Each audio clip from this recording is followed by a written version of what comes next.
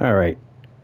I have a subscriber who's asked a question about, well, basically Aurora and Lintakudu.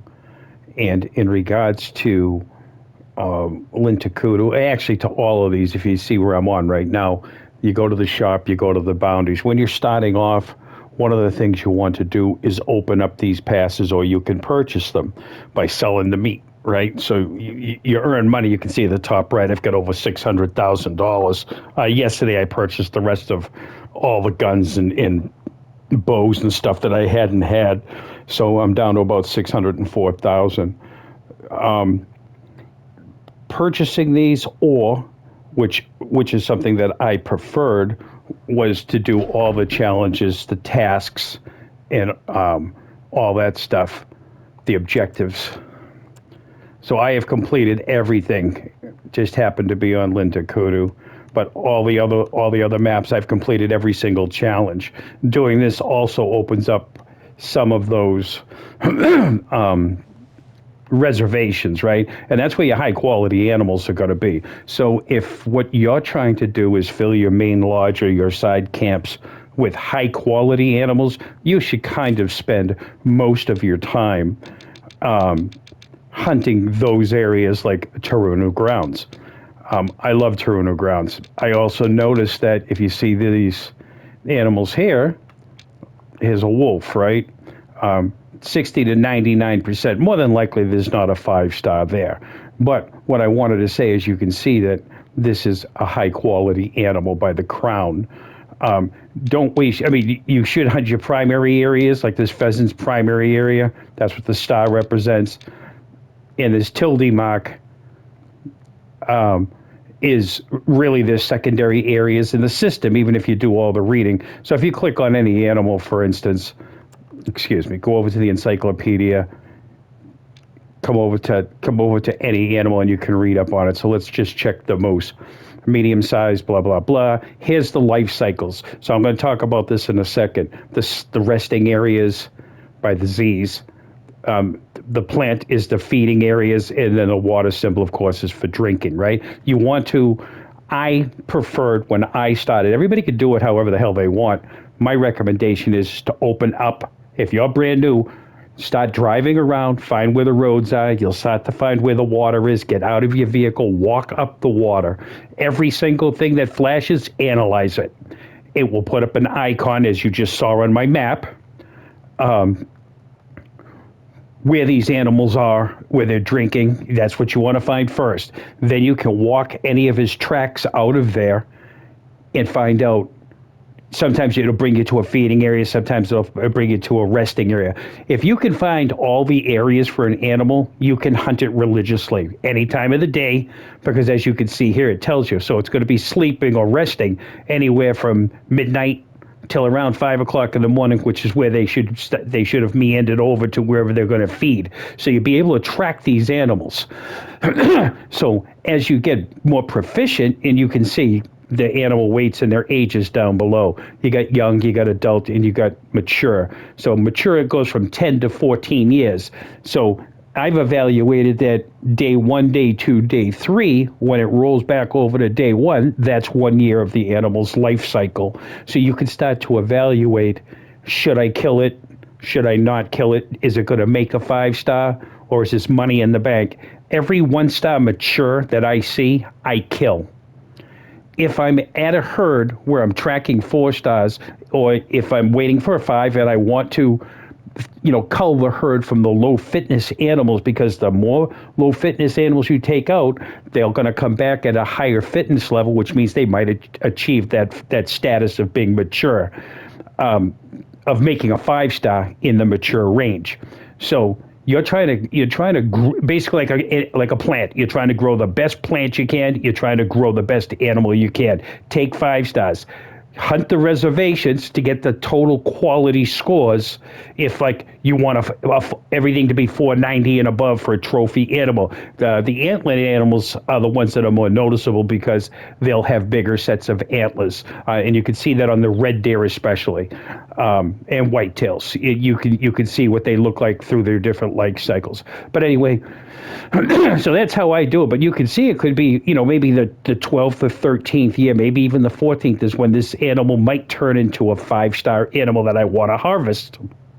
So you can evaluate by seeing the animal. Like if you see a 3-star adult, more than likely he's going to have enough life left in him, fitness, if you will, to make it to be a 5-star. So you want to track 3-star adults. Besides that, all I track is 4 stars, and I usually have about 10 on every map that I'm tracking. So when it turns around to day 1, that's when I believe they turn into 5 stars.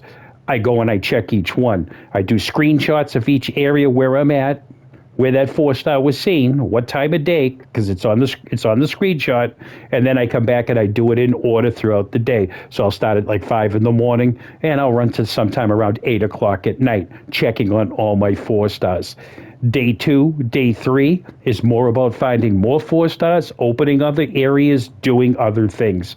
I don't have to do the challenges or objectives or tasks or storyline. Everything's done. It's just something that I wanted to do, but it also helps you. Doing those storylines, like I said, will get you some of the reservations, will get you the money you need to purchase different guns and set up what you want within ammunition for each of those weapons. But anyway, you can see that this Eurasian moose, where you're going to find a primary habitat is swamps, right? So you come back out here, and I check each of these things. Okay, Matala Lakes is a swampy area. More than likely, there's going to be moose around here. And if you look, moose, you'll notice that their fitness potential, because this is the same area, is tied to primary area. They're all going to have the same fitness level because I believe all these animals are tied together for their fitness. So if you go somewhere else and it's not let me see, where else do I got moose? I got moose up the top over here. This happens to be a primary area also. Yeah, this isn't a good example. Let me go to the left side of the map. It looks like everything's primary for a moose. Okay, here's an example. The Eurasian moose, 20 to 80% fitness, right? There's a tilde, right, which is a secondary area. I don't even hunt these. Once in a while, on day 3, usually, if I'm not looking for more 4 stars and I haven't been to an area, because you can still find 5 stars over here, and you can make some great videos or whatever you want to do, and that's what I happen to do, right? I put up videos of all my 5-star kills, and if I see any rare furs. But you don't have to spend a lot of time over here. You want to focus where you're going to get better quality animals, and you can see I've been chasing the pheasants lately, and I knew I had a couple, and I took a couple. But here's a perfect example of what happens when an animal gets up to the high numbers, right, in his fitness level, 69 to 100% -2. So I should really be kind of spending some time looking for the 5-star that happens to be associated to this northern lynx, or this northern lynx, or that northern lynx. And you can tell they're high quality animals, right? Bigger fitness. This is the ones that I'm looking for. So I'll be checking him out when I hunt this map again. I just came on just to show. I can't really go around to every animal and say, where's the best spot to take them? I can tell you that what I do, like brown bears, right? You want to wait till that's at 100%. It's not at 100%, so I will focus on the lynx right now.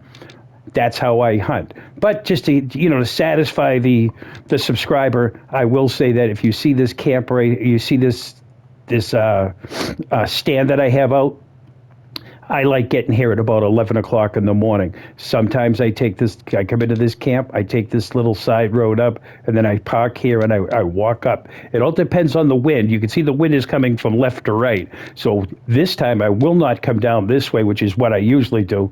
I come up this way and park because the wind's going to be blowing right at them. As you sneak in there, more than likely they're going to bust you and they're going to take off. The reason this spot is my favorite spot on the map is because it's the high quality area, Taruno Grounds Reservation. You're going to get better trophies here. Many, many packs of wolves come in here. This pond is amazing right here. From this stand, I can watch the mouflon come over here. There's a bunch of, and I'm tracking a couple of 4 stars right now. There's a a fallow deer. Sorry, I've already shot one over here, a 5-star. I've had a couple of melanistic wolves over here. I'm still trying to get my first melanistic 5-star wolf. But this is where I like to hunt for wolves, mouflon. This is the big area. Plus, the ducks fly right over your head. And if you get proficient at it, and I am pretty proficient at it, you've seen some of my videos, I shoot them right out of the sky. This is how I fill my camps. But this is a great spot. Anywhere inside here, you should check these icons. And you can see, I got both his feeding areas. I got one drinking area. Another thing I do on day 2 and day 3, I'll pick an animal, just whatever it is, especially a high quality animal like this, and I will start looking for, and now that I've just clicked on this one, I will look for a second water area or a second resting area, just in case if I catch a 5-star, then I know where to go to find them, right? A lot of these animals, wide ranging, like this wolf pack right here, you can see he comes all the way over here to feed. He also comes all the way over here to feed. More than likely, he's still in this vicinity. So I like this area. Like I said, there's like 4 different wolf packs that come in around here. But you find their drinking spots, and you can ambush them. Another good spot, like I was showing you a moment ago, is over here for the moose. I like checking out moose here. I like checking out moose up the top, right here. Come out of the main camp, come down the road. I do a little circle thing. But that's how I hunt. It works for me. I've been very successful. Most of my camps are almost completed, except for rare furs. There's a couple of animals, like I keep saying in videos, like on Aurora, I still need a surf scooter. And now I need the eland, and all mine are trash right now. They're all young, and it takes, I think, up to 19 or 20 years for those things to mature up to a level where you're going to pop a 5-star. So probably around 17, 18 years, I'll really be looking for 4 stars, and we'll see. But it's going to take a while for me. Some people have been fortunate. I've seen videos up where they've already got a 5-star. I don't know if they're rolling the clock. You got to remember, when you roll the clock to get one animal, every animal's life on this map, all these different icons, they are all maturing 1 year. So you have the potential of losing a lot of 5-stars. And if some of these people, their camps are full, so that it doesn't really matter to them when a new animal comes on, they just want to get a 5-star, and that's fine. I prefer not to hunt that way. I'm going to let it grow, and I'll take it when I take it, and you'll see the video. But to each their own. I just enjoy hunting, and I let, depends where you live in the country. Well, if you live in America, where you live in the country, everybody hunts a little bit differently, and to each their own. It doesn't matter to me. I don't prefer one over the other way. I just do what's legal in the particular state I'm in. All right. If you have any questions, feel free just to add a comment, and I will try to assist you. I am tracking right now, and he's changed. He's down here now. I've got an albino. Right in from this stand, I have an albino red deer, and I also have, this is the first time this has ever happened, a second rare fur down here. I've got a melanistic roe deer. Both are 1-star, 2-star, somewhere around there, and I'll be checking on them every day. I leave stands. That's another thing, a hint. You get 10 of them, right? Giraffe stands, if you're using those. Those are the ones I prefer. I also use the very last vehicle, because if you park it correctly, you can jump up on the back and then jump up to the front, get a high vantage point. It's almost like having an 11th stand, but it's everywhere you go. That's why I use that vehicle. You'll see it in most of my videos. It's the white one right at the end. But I like to leave stands where I'm tracking a 4-star of high quality or something that I really want. That way I don't forget. I know where to go. I know I'm coming into this camp, and I'll pop a marker on it when I come in. And I'll just give you an example. I come in, I know where the marker is. So I watch the wind. So I'll probably come in from the left side, right? Because the wind's blowing from right to left. I'm just trying to give you some helpful hints. I think that's about it. All right, any questions or comments, feel free to put them on the video, and I will try to help you as best I can. All right, have a great day.